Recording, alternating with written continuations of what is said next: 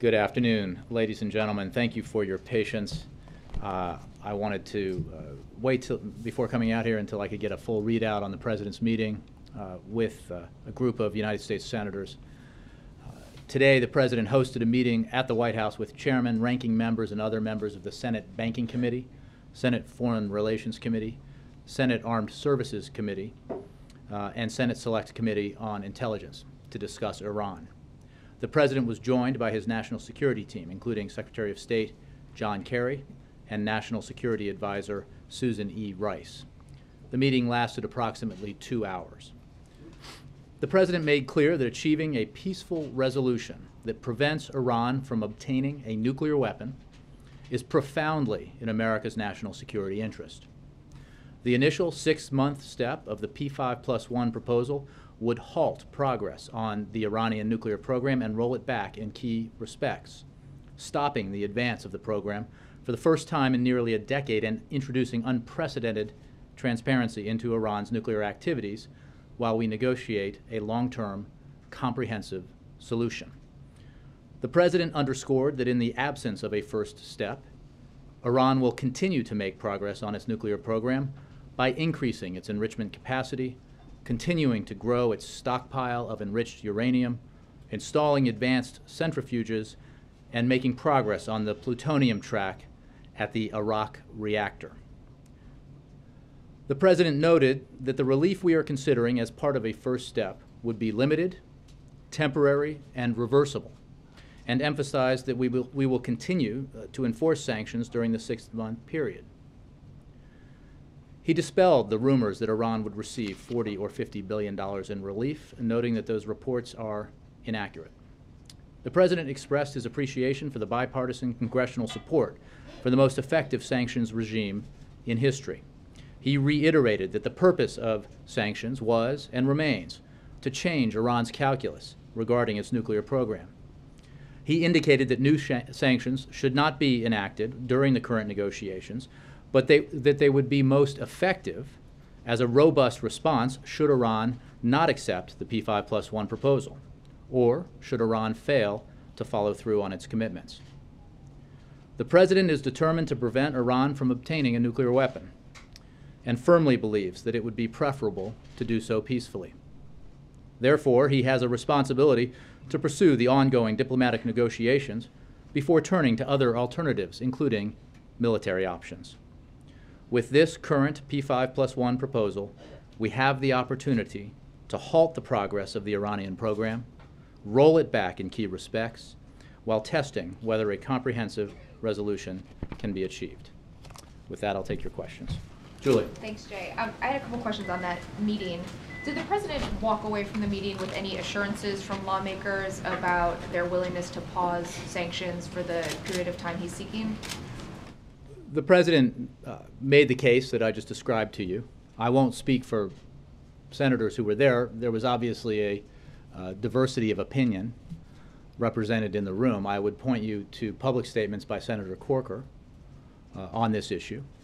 And we certainly believe that with a new round of negotiations beginning in Geneva in just a couple of days, that it would be appropriate for the Senate to pause before considering new sanctions to see if these negotiations can move forward and make progress. And if there is an agreement, a first phase agreement, obviously a lot of interested parties will want to review that agreement and assess whether or not, as we've said, it will do something that hasn't been done in a decade, which is halt progress on Iran's nuclear program and roll it back in key respects.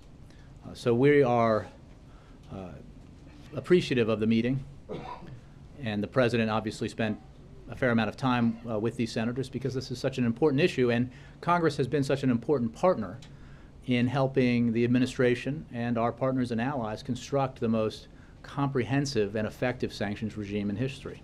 How does the White House view this next round of talks that starts tomorrow? Because of how close it seemed like the P5+1 and Iran got in the last round, do you view these next couple of days as sort of the last chance for Iran to sign on to this current agreement, and if they walk away, then maybe we have to move forward on other sanctions? Or is this perhaps the next in what will be a series of negotiations over this same plan? Well, I'd say a couple of things. One, the previous round of negotiations were constructive and progress was made. The P5+1 was unified, but Iran decided that it could not at that time make an agreement. We will see in Geneva whether or not Iran is prepared to reach an agreement with a unified P5+1 that commits itself to, in a transparent way, taking steps to halt progress on its nuclear program and roll back certain important aspects of it. But if they're not prepared so to that accept we that can deal over the next couple of days, do you... Well, I'm not going to get into hypotheticals. I think that what we can say is that it is important when it comes to congressional action for Congress to hold in abeyance its potential for passing new sanctions for the time when it might be most effective. Congress has been a very strong partner with the administration in taking that kind of action and deserves credit in the effort to construct this sanctions regime, which in turn has led us to this situation where there may be a potential for resolving this diplomatically, where Iran, faced with the crippling effect of the sanctions, has changed its calculus, or at least appears to have changed its calculus. So that is what we are testing, and it is certainly the Commander-in-Chief's responsibility, as he leaves all options on the table, including military force, to test whether or not we can resolve this peacefully through diplomatic negotiations, and that's what he's doing. On another foreign policy front, there's a report that Hamid Karzai and John Kerry spoke today and resolved this issue of night raids in Afghanistan. It's one of the issues that's been holding up a deal on a post-14 troop presence there. Can you confirm that there's been an agreement? Well, what I can tell you is that you already know, because we've discussed, that we reached general agreement on the bilateral security agreement when Secretary Kerry was in Kabul last month. Since then, discussions have been ongoing with the Afghans to finalize the text ahead of the Loya Jirga, including today between Secretary Kerry and President Karzai. As you know, the text needs to go through the Loya Jirga before any agreement can be declared final. So there are ongoing negotiations or consultations. The general agreement has been in place since last month. I would simply say that this negotiation, this agreement is not reached until the Loya Jirga has passed judgment on it. But did Secretary Kerry and Karzai agree on what would go in the text on the raids today? What I can tell you is that this issue of raids has always been one that's been a subject of negotiation and conversation and consultation with the Afghans. And the general issue of civilian casualties has, of course, been of concern, understandably, to the Afghan government and concern to the United States and to the administration, to the U.S. military, which takes extraordinary precautions to avoid civilian casualties. So it is certainly the case that this has been a subject of discussion between the United States and Afghanistan. But that doesn't really answer the question of whether there's an agreement. Well, I think that what I can say is that there are ongoing conversations, that Secretary Kerry spoke with President Karzai, that the general agreement was reached last month, that these conversations are continuing, and we look forward to consideration by the Loya Jirga. Reuters. Thank you, Jay. Back on Iran, to what extent did Israel and its concerns about an agreement come up in today's meeting with the senators, and what did the president say about that? Well, I've given you a pretty comprehensive readout. What has always been the case, and I think is repeated in our conversations with members of Congress and allies, is that we consult very closely with Israel on all these matters regarding Iran, as well as so many others. One. Two, that there is no daylight between the United States and Israel when it comes to the objective of preventing Iran from acquiring a nuclear weapon. Three, the fact that we believe strongly that reaching an agreement, if it can be reached with Iran, that commits Iran in a first phase to halting progress on its weapons program or its nuclear program for the first time in nearly a decade and rolling back key aspects of it is the right way to go, because as we seek to find out whether a comprehensive agreement is reachable, it is preferable to halt that progress and roll back aspects of it to the alternative, which is to potentially pursue a comprehensive agreement without any restrictions on Iranian behavior. That, of course, would allow Iran to continue to make progress in its program. And it would forsake the potential not only for halting the progress that's underway, but from rolling back aspects of the program, which is what this agreement, if it's reached, envisions. Does the White House have a longer-term plan for keeping senators on board with it regarding Iran, so that Congress doesn't try to start another push for more sanctions later if the White House isn't ready? What you've seen, sure. Beyond today. Well, obviously today the plan is what it page. has always been, which is to consult closely with Congress on these matters. Today's meeting was part of that effort, ongoing effort. Congress has been an important partner in the 5-year effort under this president to make clear that Iranian behavior is the issue, and to gather together an international consensus behind that premise and behind the most comprehensive set of sanctions ever put in place in history. So we'll continue to work with Congress. And what the president said and what others on his national security team have said is that we view the Congress's best use of potential future sanctions as one where they could hold it in abeyance, essentially, and hold that option in abeyance and use it if Iran fails to meet its commitments or there is not an agreement with the P5+1. So we think that would be more effective. That's the kind of conversation the president had with senators today, and that this reflects the conversations that we've been having with lawmakers all along. And I'm sure that as this process moves forward, depending on the course it takes, we will have similar conversations going forward. Okay, one question on healthcare. Today, a respected security expert told Congress that the website puts user data at critical risk. How worried should Americans be about their data when they're signing up onto healthcare.gov? I appreciate the question, and let me get to my spot here. On the issue of security, as HHS has said, the privacy and security of consumers' personal information are a top priority. When consumers fill out their online marketplace applications, they can trust that the information that they are providing is protected by stringent security standards. Security testing happens on an ongoing basis using industry best practices to appropriately safeguard consumers' personal information. The healthcare.gov website has been determined to be compliant with the Federal Information Security Management Act based on standards promulgated by the National Institutes of Standards and Technology. So this is an ongoing effort. CMS and HHS are constantly testing the system and making sure that it is meeting the security standards that are in place. Are you not concerned about this testimony that says that user data is at a critical risk? Well, again, the story I said also had, I think, if it's the same individual, and forgive me if it's not, but said that I think he was quoted saying, if I had to guess, then I would say this. And the thing is, the folks obviously working on the testing of the system and the security of the system aren't guessing. They're testing it and ensuring that it meets the standards necessary so that the information provided by consumers is secure. Let me move around. Alexis. Jay, can I follow up on what John was asking? As you know, Henry Chow of CMS also indicated that the back end of healthcare.gov, the part that has to interact with the insurers, is way behind in terms of writing and completing the technical part of that to actually do the billing and to create the coverage.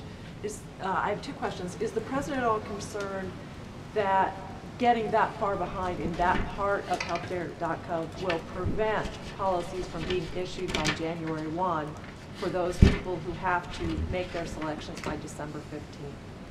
I think what he testified to was the same as what he said on November 13th, which is that they are still building parts, and this is a quote, "We are still building parts of the system to calculate payment, to collect the enrollment data from all the marketplaces, and to make that payment."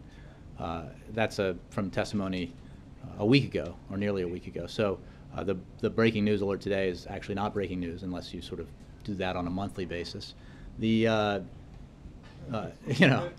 breaking this month is that news. So the point is, we are still in the process of building, they are still in the process of building aspects of the site that handle back-end issues. And I would point you to his testimony in terms of where they are in that progress. I think he said 30 to 40% of it. Later, he's saying the same thing. No, a week, 6 days. A week later, he's saying the same thing. So I'm just trying to ask, is the president concerned? I'm Look, not the talking president, no, I think that the president is, of course, very focused on the need to continue to make improvements to the website. As I think some reporting has indicated, there have been noticeable improvements to the site over recent days and weeks, and we expect that to continue. He is also focused on making sure that the aspects of the system that are still in build are completed on time. So there's work going on 24/7 to make sure that that happens, because our goal, as I talked about yesterday, isn't to just build a highly functioning website, but to make sure that all aspects of the system are working in a way that allows Americans who are interested in purchasing insurance on the marketplace to do so and find that they have affordable coverage available to them, often for the first time. Second question. Jeffrey Zients is the president's pick to succeed Gene Sperling as National Economic Council Director in January. Mm-hmm. My question is the president considering making any adjustment to that assignment? Or if not, if Jeff is going to take over the NEC in January, who will do what he is doing now on the healthcare project? The answer to the first part of the question is that Jeff Zients will be taking over for Gene Sperling at the National Economic Council in January, and I don't have any other personnel announcements beyond that to make. Can you just add, would Yeah. the president expect to find a successor manager to continue working this through into the new year? Sure, that's a good question. I just don't have a personnel announcement to make. Yeah, John. Jay, just a couple quick things. First, the president, as you know, many times said some variation of this.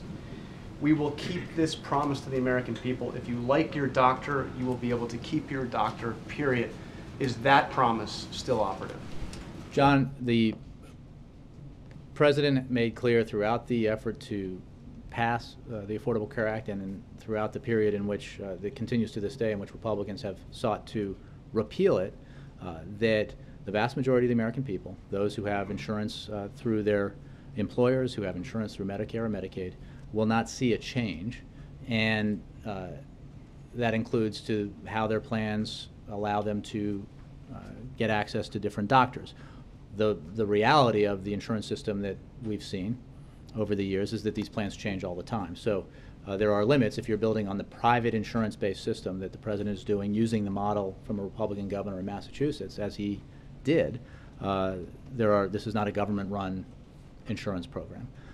What is the case is that if you are purchasing insurance in the marketplace, you have a variety of options available to you, from less expensive plans to more expensive, more comprehensive plans. And as is the case in insurance markets and networks all over the country, the more comprehensive plans tend to have broader networks. So if you are looking for, if you want coverage from your doctor, a doctor that you've seen in the past and want that, you can look and see if there is a plan in which that doctor participates. And that reflects the way that the private insurance system has long worked.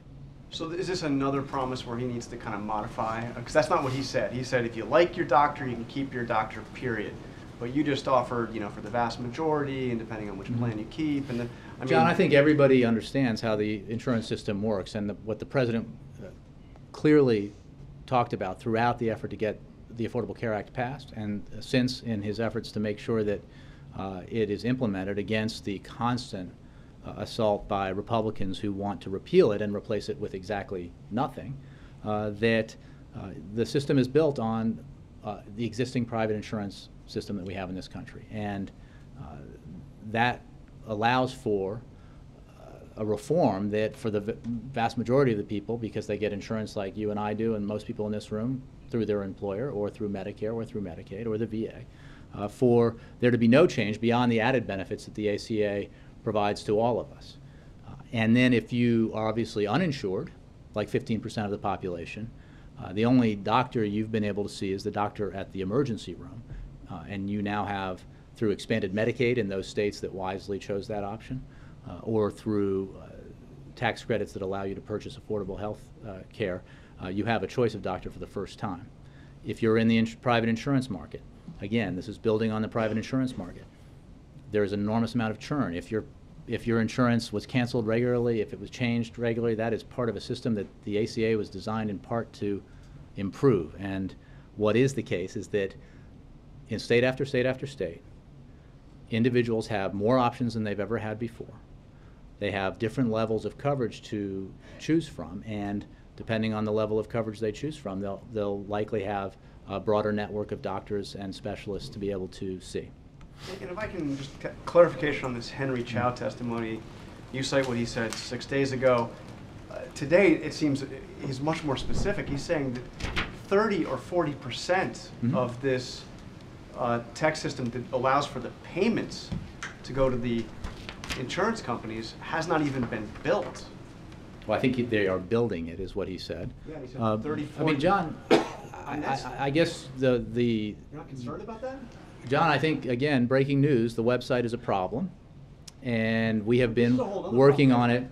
And I know that, you know, people who are trying to work 24/7 on the website are spending a lot of time on Capitol Hill, where they're repeating testimony that they gave 6 days ago, in some cases.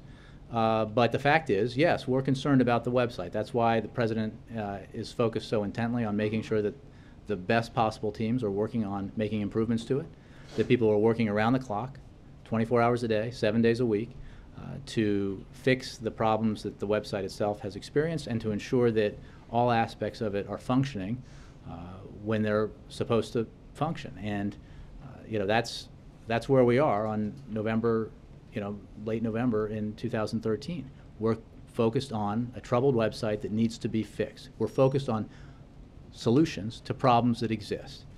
And rather than, you know, an ongoing political effort to undermine the Affordable Care Act without any alternative. And what every critic up on Capitol Hill of Obamacare never, you know, adds to the sentence or the paragraph is what he or she would do in the alternative. And that's because the alternative is a system where insurance companies, again, can deny you coverage because you have asthma or some other pre-existing condition, where they can charge you double because you're a woman, where they can you know, excise out coverage on a certain condition because you actually suffer from it, where they can deny, you know, give you coverage of a sort, but actually that coverage doesn't include hospitalization, so you can be bankrupt in a minute if you get sick.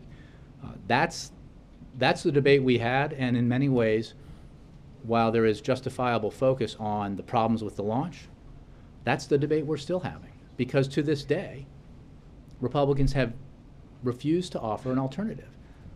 And if you don't offer an alternative, then you are passively saying that you prefer the status quo.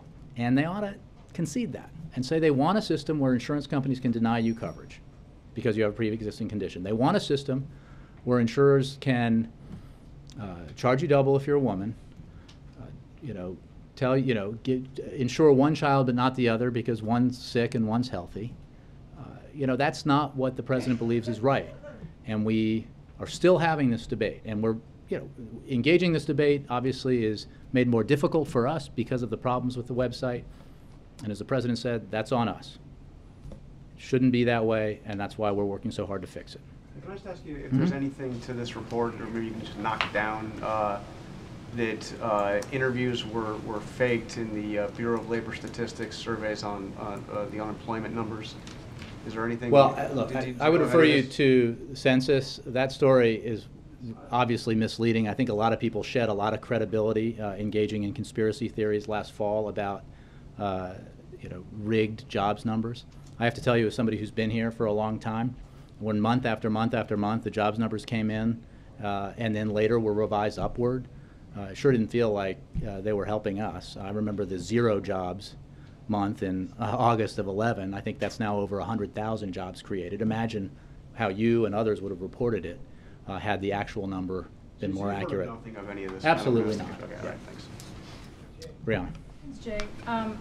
On October 21st, the president cited the story of Jessica Sanford, a Washington State woman, as a success story. She was thrilled. She had checked into getting health insurance. She's a court reporter who has a son with ADHD, and she was quoted a price that included a subsidy, and she was very happy because she was going to be able to afford insurance. She's now spoken to CNN. She's found out actually that she does not qualify for a subsidy. It was revised down once. She now doesn't qualify. And she simply cannot afford the insurance. Now I'm wondering what the president's message is for her, having used her as a success story, and obviously for a number of people who are in a similar situation.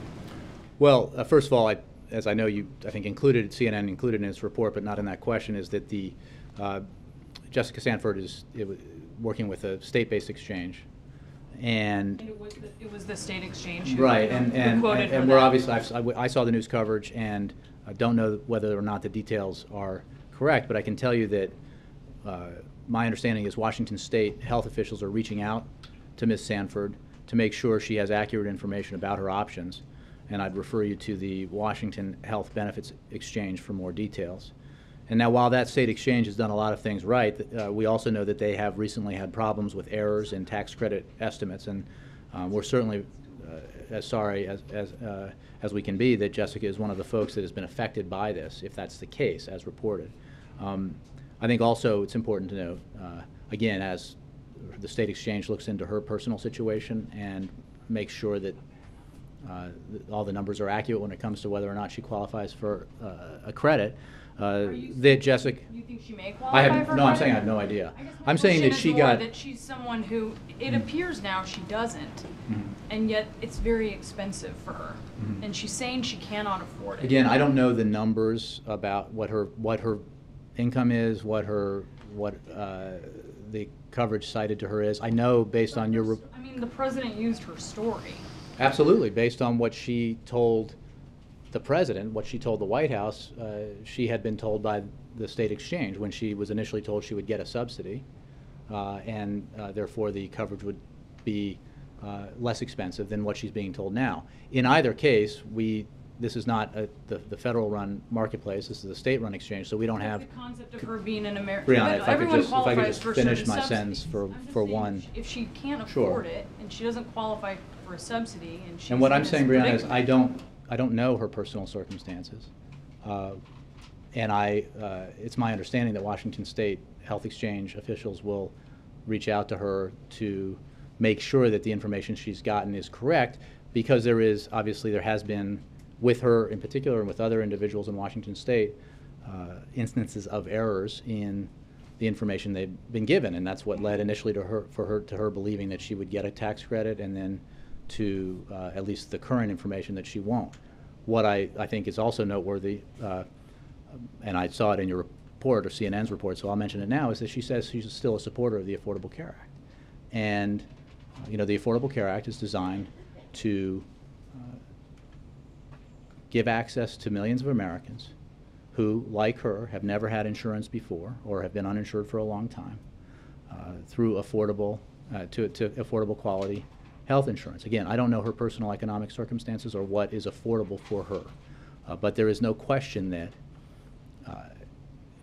again, based on your reporting and our understanding of what she's told us before, that she did not have insurance before, was uninsured before. She said she was a supporter of the ACA, but she also feels that she has not been served well by the ACA. So I guess that's the response I'm looking what I for. can tell you is that, again, I don't know her personal circumstances. I don't know her income level or her, what goes into the calculation of whether or not she gets a tax credit. What I can tell you is that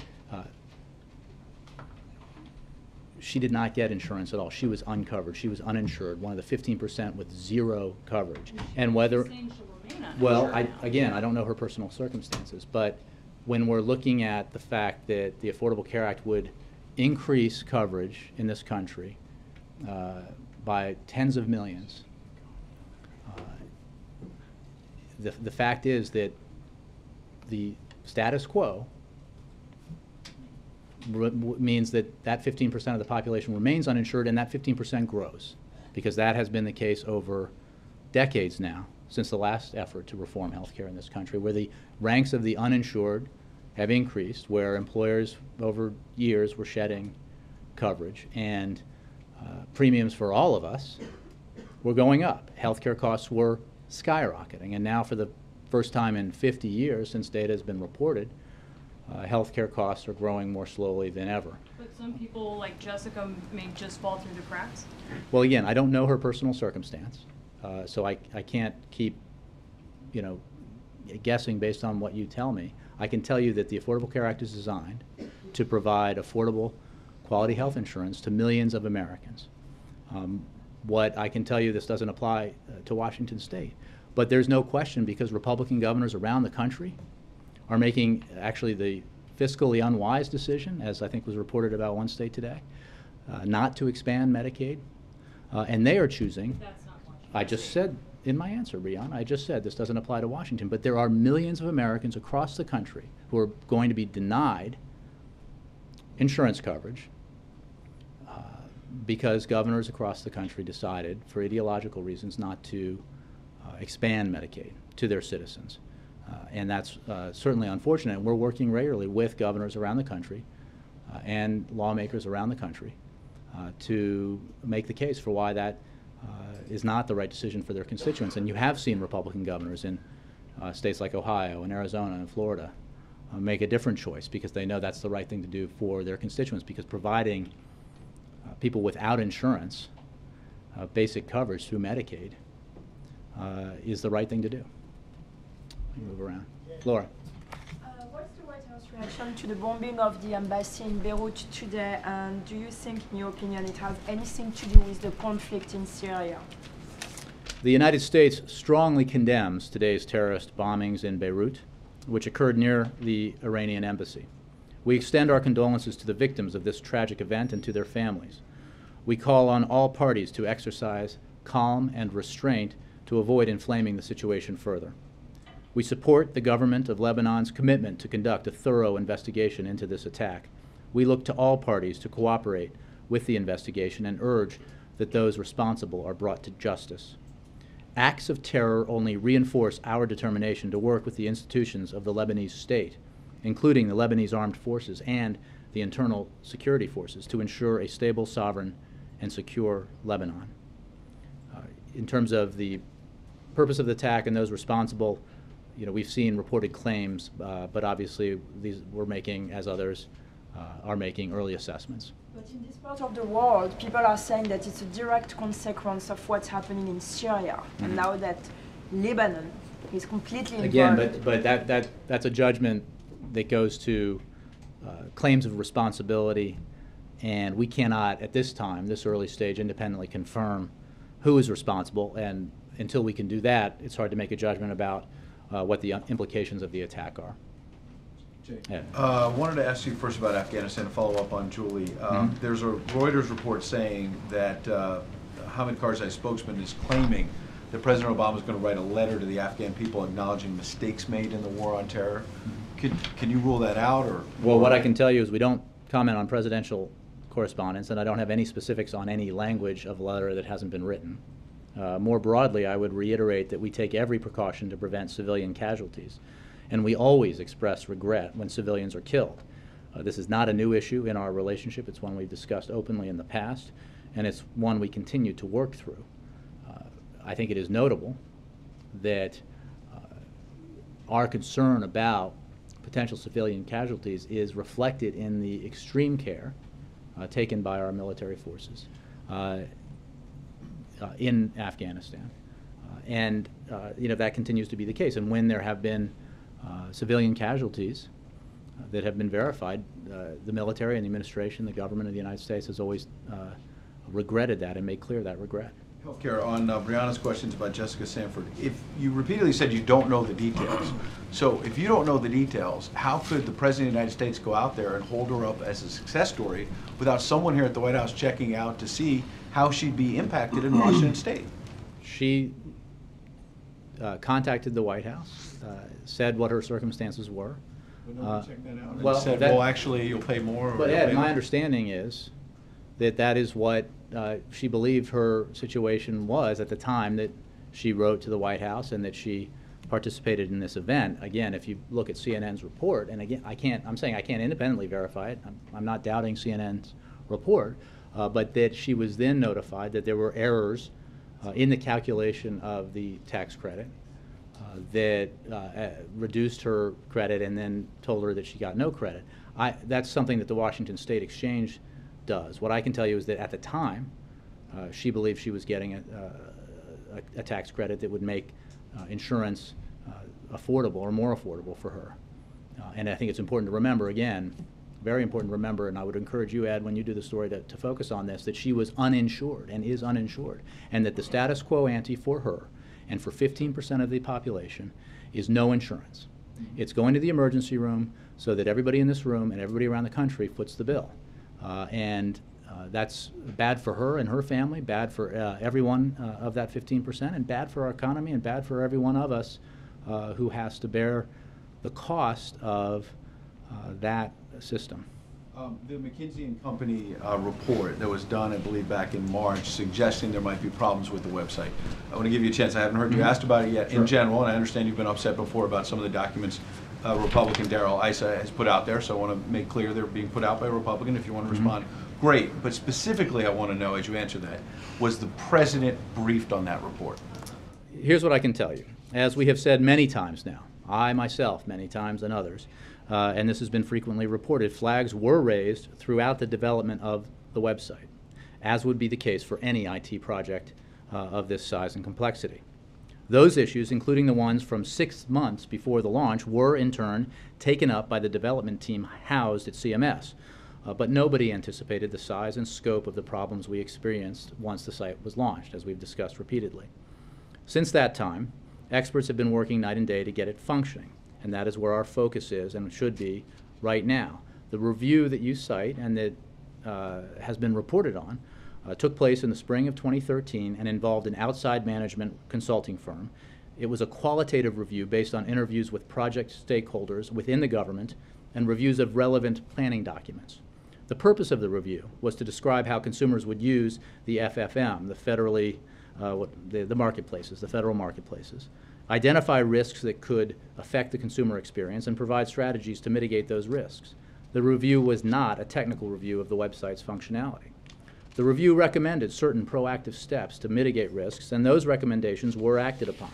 CMS, HHS has a rundown, but a few examples include 1, establishing a streamlined decision-making process to address critical path issues as they arose, a suggestion which was implemented by the summer.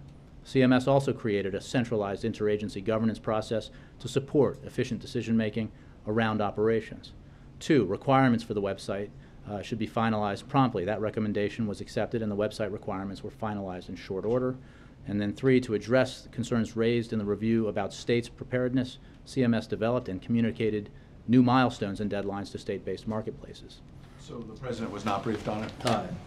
What I can tell you is that, as you might expect, McKinsey, which is the firm, the outside firm that was contracted, provided a briefing on their review and recommendations for senior officials at HHS, CMS, and the White House. To ensure that the recommendations were being addressed, these officials were subsequently briefed on actions being taken to mitigate the risks identified in the review. The President received regular briefings on various aspects of implementing the ACA, including the recommendations from this review and the steps that CMS, HHS, and others had taken to address those recommendations. So which officials from the White House were briefed?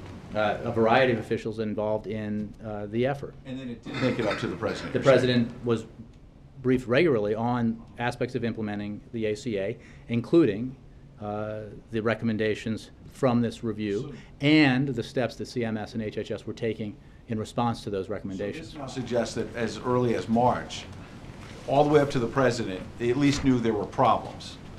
Why wasn't that followed up on then? It was But they suggested. were followed up on. That's what I just said. That the website turned out to be a disaster. Well, Ed, again, because we're in the breaking news business, it turns out that today we've learned the website did not launch But effectively. The president was briefed as early as March, and yet Correct. we still had this, as you call it, breaking news that the website's a The- disaster. the- How did nobody fix it? The between review, if you carefully March? look at it, Yeah. made observations based on the interviews about problems that needed to be fixed. It made recommendations that HHS and CMS adopted to improve the site. Did the But president what- follow up and say, have these changes been made? I was briefed Absolutely, in the March. president, Ed, Yeah, so he did follow up. the president, as we've said repeatedly, got regular briefings and was told that there would be, that there were problems that were being addressed, and that upon launch, as I've said, and I can point you to the transcripts, there would be glitches, there would be problems, but that certainly we never expected. He was certainly not told, and nobody here was told, because there was not this expectation that the site would perform as poorly as it did. And as he said to you last week, had he known that, he wouldn't have been touting the launch of the website as he and I and others were in the run-up to October 1st. Yep. How do you, what's the rationale to the American public about boots on the ground in Afghanistan till 2024? As a couple of these draft proposals between the United States and Afghanistan, a U.S. military presence in Afghanistan could be there till 2024. What do you tell the American public? Well, let's be clear. The war in Afghanistan will end next year, as the president has promised. The combat mission will be over. What we have said for a long time now, coming out of Lisbon, and the consultations with our NATO allies, is that we would potentially come to an agreement with Afghanistan to engage in counter-terrorist operations and the training of Afghan troops. A very limited arrangement that would not have, as the president said in a speech, would not see American troops patrolling cities or mountains. It would be a very limited mission to assist Afghanistan in its counterterrorism operations and to assist in the training and equipping of Afghan troops. That has been something that we've been discussing now for quite some time. The conversations that we've been having with the Afghan government around the bilateral security agreement have focused in part on these issues. And if an agreement is reached and it is approved, we would certainly look at what limited troop presence might be required to fulfill that mission, counterterrorism and training and equipping of Afghan troops. That is not the war that we've been engaged in now for more than a decade. But you get the weariness that's out there. And Well, the but idea that we've troops in harm's discussed. way and Remember, we talked about there was no option before. Right, and what we've made clear is that every option was on the table, and that we you know, we are still in the process of reaching a final agreement here, but that agreement has to be acceptable to the United States for. Looks at this and just sits there and goes, Well, no, look, I think don't this, wanna I see- think do you think the that public will be- when it comes to this president keeping his word and ending the war in Iraq, keeping his word and winding down and ending the war in Afghanistan, the public knows that he's keeping those commitments. And we have been very clear since the NATO conference in Lisbon that there was the possibility of a small number of troops being focused on continued counterterrorism and training and equipping of Afghan forces, but that the combat mission, the war, would end. You will not see U.S. troops patrolling mountains or cities in that circumstance if an agreement is reached. Do you think it's going to be more difficult to get the public to accept something like this now, just given the weariness? Again, I think that we have a dramatically reduced number of U.S. forces in harm's way than when this president took office. There are still men and women on the front lines in Afghanistan, and you know, this president is very focused on making sure that the mission that he outlined with his national security team around our Afghanistan presence be the focus of their efforts and be acted on by our troops as we wind down the war in Afghanistan in keeping with his commitment. Quickly on healthcare, is it fair to say that given that there's, well, let me put it this way, can you confirm the reports that you're looking for other ways to deal with subsidies to insurance companies where the public, if they're eligible for subsidies, they can bypass the website as a member? Is that definitely going to happen? You're talking about what's been defined as direct enrollment. As I said yesterday, and we've been saying, and it's been reported for some time, direct enrollment has always been part of... usually with the subsidies, the assumption has been you still have to go through the website. So there is no way to receive a tax credit without the website and the hub. And you're not looking for an alternative way? Well, or are you for sure? We're not looking for, we're simply looking to improve the avenues available that have been in existence from the beginning, and we are working with insurance companies to make that possible avenue where you can direct enroll, i.e. you make a decision perhaps after shopping online, getting a general sense of what the options are available to you, and then deciding I want to go with this particular insurance company and this plan, and then going to that insurer and saying this is what I want to do. In order to get your tax credit, you still, either the insurer on your behalf or you have to go through the hub. That still has to be done. Unless you want to directly enroll with a qualified plan and not even find out whether you're eligible for a subsidy. Perhaps your income is too high and you know you're not, so you might have decided I want this plan from this insurer, and you can go direct to that insurer and purchase that plan, that qualified plan, without any interaction with the website. Given the testimony in the Hill today about this issue, about being able to process payments to insurance companies, is it, so the website is, on November 30th, is not going to be able to do that? Is that why? I didn't follow all of the testimony. I would refer you to CMS and to the testimony about the progress. Is that why you're looking for, but there isn't going to be an alternative way? If the website can't process subsidy payments to insurance companies, then how are you? That's an if that I don't know the answer, whether that's the case. So I would refer you to the briefings at CMS about that. What I can tell you is that Mr. Chow testified, as I understand it today, to what he testified last week, which was that there's still a portion of the site that is being built. It has to do with this portion. The back end. Yes. The back end. So the enrollment part, with which we've had trouble, is the one that has been that was launched and that is now undergoing substantial improvements. So in terms of the technical side of what that end of the website looks like, I'd refer to CMS. But can you say that's a working? I mean, this website's not working if you can't process subsidy payments, is it? Well, I mean, right? I mean, at that point, again, I would. What's the point of the website if I mean, the whole point of it is to find out if you're eligible for these subsidies. But as I understand it, and I would refer you to CMS for more details, they have a time by which that needs to be built, and they are in the process of that build. I would refer you to them. Again, he testified. You guys haven't gotten this assured. I'm not saying that. I'm just saying I haven't asked that question. Since the man testified in public today, I think I would refer to his public testimony. Major. Let me just put three pieces of information together. Are they related? Yes, they're very much related, which you'll see in a moment. Chow's testimony today is that you have this problem, this back end part of the site needs to be finished. Jessica Sanford's story, which was, she was well-intentioned, the White House was probably well-intentioned, but there was a bug in the system, she got bad data. And in the Post this morning, I'm not going to ask you about the other data about the president's credibility, but there's 71% of that poll say, so it's Republicans and Democrats and Independents, that the enrollment deadline should be extended, just because these problems have proved, at least to the public's satisfaction, and because these other pieces of data suggest this isn't going to be ready and doable on the timeline originally envisioned. Isn't pressure, not just practical pressure, but now political pressure, going to build on this White House to give serious consideration to extending the enrollment deadline so people can actually avail themselves of the Affordable Care Act as originally envisioned, because the original timelines now simply aren't workable? Well, we're working under a timeline where we expect improvements to the website to have been put in place that will allow it to function effectively for the vast majority of users by the end of this month, by December 1st. And in the meantime, as has been reported, people are enrolling. And the improvements, this is not a jump up at the end of the month. This is a steady rise in improvements.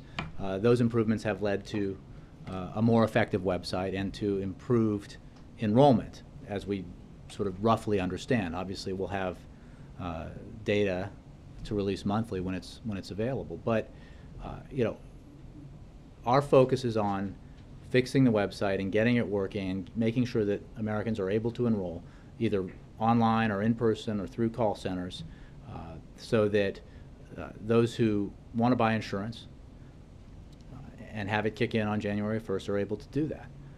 You know, we are being very transparent about where we are in this process, about all the problems that we've had, about the software and hardware fixes that are being made, about the fact that there are elements of it that are still being built. And isn't it possible that all these efforts may fall short and you may need to reconsider this issue? You're asking me a hypothetical. What I'm saying is where we are today. It's not exactly hypothetical, because the problems that you're dealing with are real, and we're trying to measure them, you're trying to deal with them. That's not a hypothetical. Well, no, but we're on track, we believe, to hit our mark of making the website functionality such that the vast majority of users will be able to navigate it successfully. And there will obviously be those users who might still have problems with it that are related to technology. They might choose not to go through that website because of the complexity of their situation, or a general predisposition against making big purchases online. I mean, these are always things that you have to take into consideration, and that's why there are other methods by which people can enroll and shop. You know, so we provide these regular briefings at CMS. I get out here and answer questions about this, and others do, and we'll keep you apprised of our progress. You know, we believe it's very important that the promise of the Affordable Care Act be fulfilled, and the promise is that millions of Americans will be able to. Can it be fulfilled even if you extend the enrollment? Well, but what I'm saying is we're focused on what we're doing to improve the website and what we're doing to get as many people enrolled as possible who want to be enrolled. And you know, I have no new information to provide about you know, the current deadlines, except that we're working to meet them. Senator Corcoran told us outside after the meeting that senators came away with a much greater sense of the details of the negotiations. Is it fair to say the President and the Secretary of State conveyed more to them about what's on the actual negotiating table that has been discussed publicly? I think it's fair to say that. It's a 2-hour meeting, so yes. Okay. And was there a general meeting of the minds on the timeline? It's clear now that there's not going to be an amendment to the Defense Authorization Bill on this topic until after the Senate comes back from the Thanksgiving recess. Clearly, this is a very important week for the negotiations. So do you feel you have reached a sort of meeting of the minds that this is not going to complicate conversations with the Iranians in the P5+1? Well, I defer to the Senate and to the senators who were in the meeting. I did note the public comments of Senator Corker with regards to this specific issue, and we certainly appreciate that. It reflects the President's view that it would not be productive for Congress to act on new sanctions now, because they should retain that potential for later, if necessary, to positively affect Iranian behavior. Right now, we are where we are with the upcoming sessions in Geneva because of the sanctions regime that's been in place and the potential that Iran has decided, or rather changed its calculus about how it views its nuclear program. One thing that will come up before the Senate in the coming days on the Defense Authorization Bill is the question of rewriting the military rules on sexual assault. The President has spoken about this forcefully on a couple of occasions, and there was a lengthy statement of administration policy last night, and I may have missed it. I tried to read it carefully, but where does the administration come down on the McCaskill versus Gillibrand amendment on how to deal with the accountability of commanders, or a completely independent review that takes commanders out of the decision-making process on military sexual assault allegations? Well, thank you for the question. The statement of administration policy, as I understand it, was on the underlying bill, not on any potential amendments. Right. I just want to clarify. So on the issue of sexual assault in the military, the President does feel very strongly, as you know, having heard him discuss this, and we have been working with members of Congress on this issue.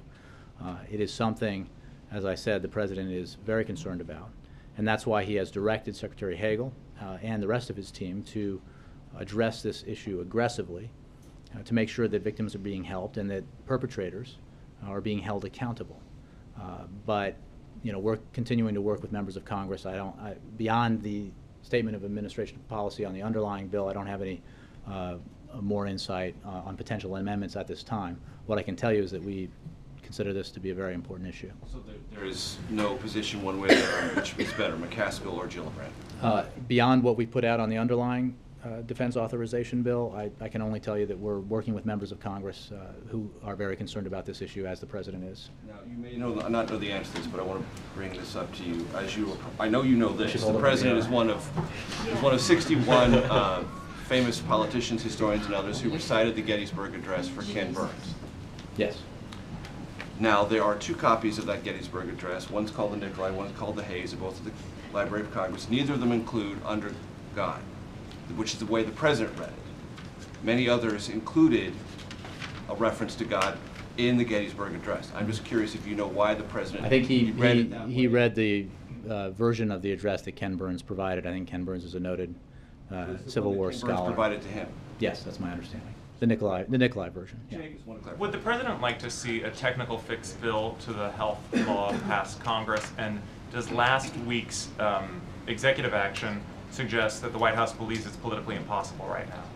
A technical fix on the issue of cancellations, or all kinds of little language, all sorts of health experts say. It's a very good question. The President has long said that he would welcome efforts by lawmakers of both parties that are sincere, that are aimed at making improvements to the Affordable Care Act so that it more effectively delivers on its promise. That's how we view potential legislative action on this issue and on any issue. What has certainly been the case thus far is that Republicans have regrettably, even when, at least superficially, devising legislation to make improvements to the Affordable Care Act, have in conferences and even in public acknowledged that what they're really engaging in is, as I think John Boehner said, targeted strikes aimed at torpedoing the whole Affordable Care Act. And I mean, we just have a difference of opinion about the underlying necessity of reforming our healthcare system. And we had a long campaign about this. We've had a Supreme Court decision about this. And what remains true today is that those who want to do away with the Affordable Care Act are offering no alternative in its place. And in fact, any suggestion that we've seen in the House that Republicans should put forward a real reform alternative have been savaged by the most vocal and arguably powerful element of the Republican Party. So what that leaves us with is trying to find those who want to engage in good faith efforts to make legislative fixes that improve the bill. And perhaps there will be some in the Republican Party, as there are, of course, in the Democratic Party. In the meantime, we do what we can administratively to make the fixes that will help improve it. And we continue to have the broader debate about, even with a faulty website and with some of the other problems with enrollment, do we continue to implement the Affordable Care Act so that millions of Americans have access to quality health insurance, many for the first time? Or do we go back to the past, where insurance companies dictated whether or not, if you had a twin sister with exactly the same health, she was going to have to pay double for the same policy? We have very strong opinions about that debate and have been engaged in it for years now, and it seems like we'll be engaged in it now for some time into the future. Mark. Jay, back to Iran. And then April. The U.S. has always said through the course of these Iran negotiations that it shares intel with the Israelis, consults with the Israelis, sends officials to Jerusalem to brief the Israelis on the results of whatever round of negotiations is just finished. And yet, here we are at a moment where there's this chasm of misunderstanding and disagreement between the U.S. and Israel on the wisdom of doing an interim deal. And Israeli officials have gone so far as to say they feel misled by the United States about the nature of this deal, or possible deal. I'm wondering what, in your view, accounts for this gulf between two close allies. Is the president worried that this has eroded trust in a way that may be hard to put together again? And then lastly, is there a concern that the ill will over this, misunderstanding over this, could bleed over into some of the president's other priorities in the region, notably a peace deal between the Israelis and the Palestinians? On our consultations with Israel over Iran, they are constant and broad.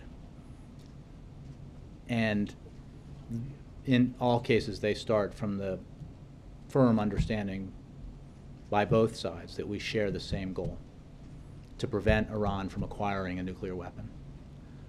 And we have provided our Israeli counterparts significant information about the potential first phase agreement, as well as what that would mean in terms of halting progress of the Iranian program and rolling back aspects of it, while the P5+1 and Iran pursued the potential for a comprehensive agreement. And we've made clear our view that it is in our and Israel's and all of our partners' best interest to reach a preliminary agreement that halts that progress and reverses aspects of it, rather than reach no preliminary agreement and continue to engage in potential comprehensive deal negotiations while Iran has no restrictions on its ability to pursue progress in its program. This is, in our view, very significant. Now, there are the relief that's envisioned as part of this first phase is limited. It is reversible, and it leaves in place the comprehensive sanctions regime. In fact, sanctions continue to take effect and continue to be implemented throughout that period, so that Iran continues to suffer from the sanctions regime up and until it can verifiably demonstrate to the international community that it is meeting its obligations and forsaking its nuclear weapons ambitions. So, we are having those discussions with all of our partners, including Israel. What is also a bedrock principle to every conversation we have is our unshakable commitment to Israel's security, a commitment that has been demonstrated by this president in concrete terms throughout his 5 years in office, a fact that has been recognized by the Prime Minister and other top Israeli officials over these years. So, having said all of that, it is absolutely understandable that Israel is skeptical of Iranian behavior. We all are, and have been. After all, that's why we're here. That's why we're in the situation that we're in. That's why the world has come together and punished Iran through the comprehensive sanctions regime. But as I said earlier, it is the president's view that the sanctions weren't put in place for the sake merely of sanctioning Iran. They were put in place to see if we could change Iranian behavior, if we could change Tehran's calculus. And we are now at a point where it is possible that the effect of the sanctions has been to bring about a change in behavior. We need to test it and see if that's possible, because it is incumbent upon the President of the United States to explore the possibility of resolving this issue diplomatically before trying to resolve it through other means, including military force. In this case, it appears the Israelis are more skeptical of our behavior than the Iranians' behavior. They're deeply skeptical. Well, I certainly doubt that. They're deeply skeptical, though, of the assumptions we're making in pursuing this deal and the likely outcome of that deal. And I guess my question is, how can there be such a gulf of misunderstanding after all the consultation that you described? What I can tell you is that we're in regular consultation with the Israelis and others. The P5+1 are unified.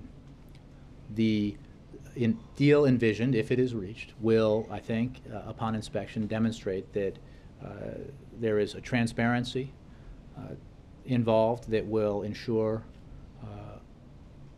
Iranian compliance, that halting progress on its program is very much a desirable outcome to a first stage of this agreement, that rolling back key aspects of it is very much a desirable outcome because it allows for essentially a pause in that progress while we explore the possibility of a comprehensive agreement with Tehran, with the P5+1. So we're consulting with Congress, we're consulting with our allies and partners.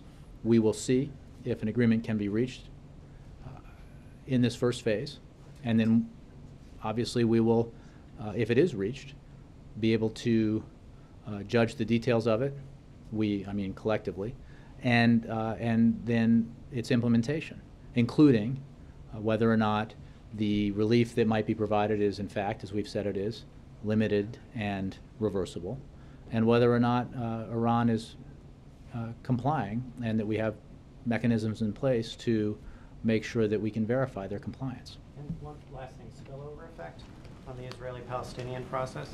Any I concern mean, about that? these are both extremely challenging issues and have been for years, and we continue to work very closely with the Israelis and the Palestinians on an effort to make progress in what is a difficult problem. You know, if these challenges were easily resolved, I'm sure they would have been resolved before we got here. And you know, this president, the Secretary of State, the whole team is committed to pursuing U.S. national security interests, including our unshakable commitment to Israel's defense in both cases. April. Jay, going back to the ACA website, Congressman Elijah Cummings, a friend of the president, said that the reason why the president's poll numbers are down is simply because of the website. He said once that comes up, everything will be fine. But he said in the meantime, what was really telling was the fact that when the president was standing here at the last press conference saying that his staff did not tell him. And what do you say to Congressman Cummings, who says that there needs to be a shakeup within this administration because of such a major failure of the website? Well, there's no question the website has performed miserably upon launch, and that is why the president was none too happy about it and has made sure that teams are in place making improvements every day. That's not quite what the president said. He said that he was not told of any information that would suggest the website was going to perform as badly as it did. I think that is evident by all of the actions we took publicly in the run-up to the website. So the website launch. When it comes to personnel matters, the president's focused on making sure everyone involved in this effort is working 24/7 to fix the problems, and fixing the problems not so that we can have a better functioning website as if that were the only goal. The goal is to fix the problem so that we can make affordable quality health insurance available to as many Americans as possible. So that's what we're focused on. I got this question yesterday. I mean, I think that the time for solving problems is now, and that's what we're focused on doing. But this is a friend of the president's, a major voice on Capitol Hill in his own party. Sure. Are you listening? We always listen to Chairman Cummings, and I'm not aware of the specific comments that you're referring to, but I would simply say that he and others in Congress who are strong supporters of Obamacare and the Affordable Care Act share in the president's frustration and want, as much as he does, that the problems are fixed so that the promise of the Affordable Care Act can be realized. And on another subject, really fast, on another subject, the president was very vocal with the Trayvon Martin death. George Zimmerman has been given, his bond has been set $9,000. He has to wear an electronic monitoring device. He can't leave the state for a domestic violence situation.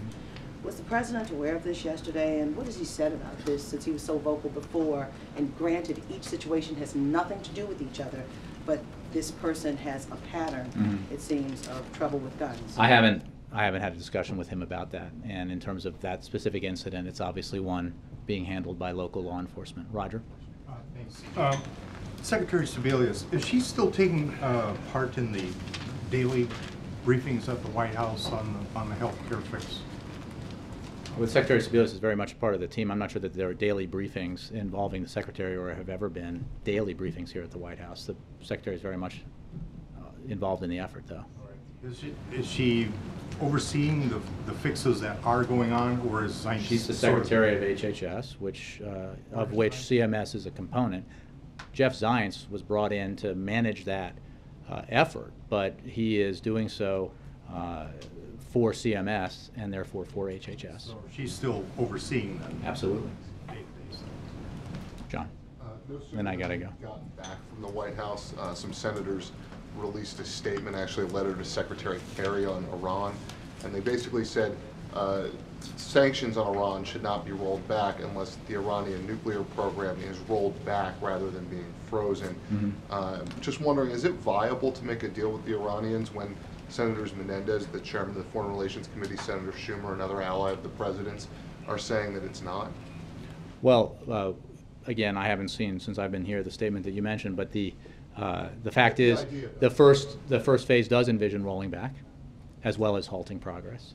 Halting progress and rolling back key aspects, and we've talked about some of those aspects, including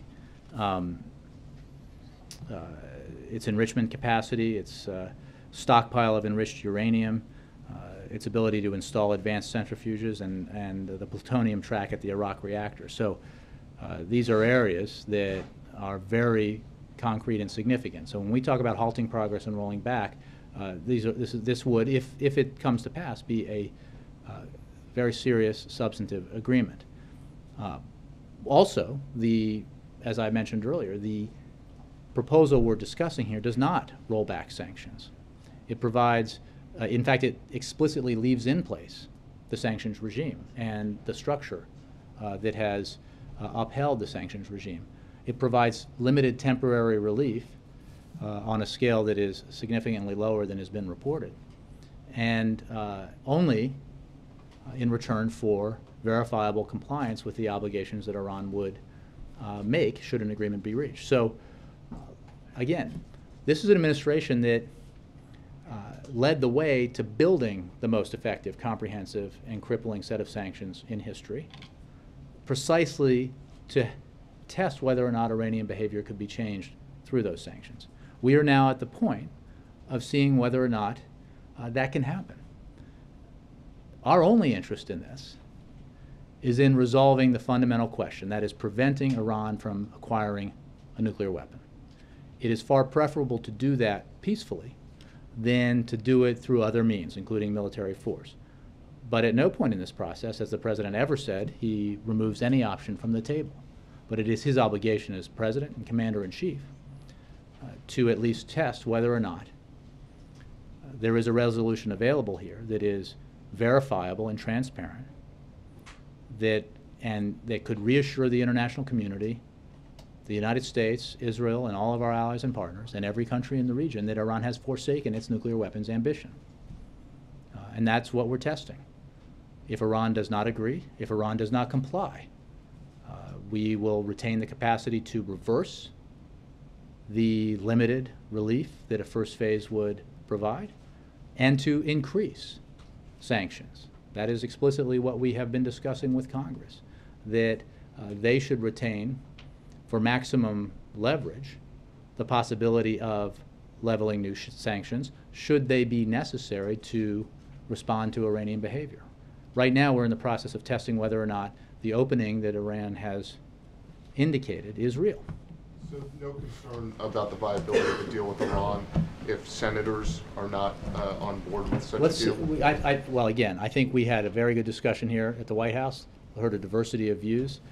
The Senate has, at least based on comments that were cited to me, indicated what it might do, at least in the near term, in terms of this issue. And in the meantime, we have negotiators headed to Geneva, where they will test whether or not Tehran is serious, whether or not there is a potential here for resolving this peacefully. And if we are able to reach a first phase agreement, then we can evaluate with some level of specificity what relief is provided, whether, as we've said it would be, it is temporary and limited and reversible, and what concrete verifiable actions Iran would have to take in order to meet its commitments. Thanks, everybody. Thank you.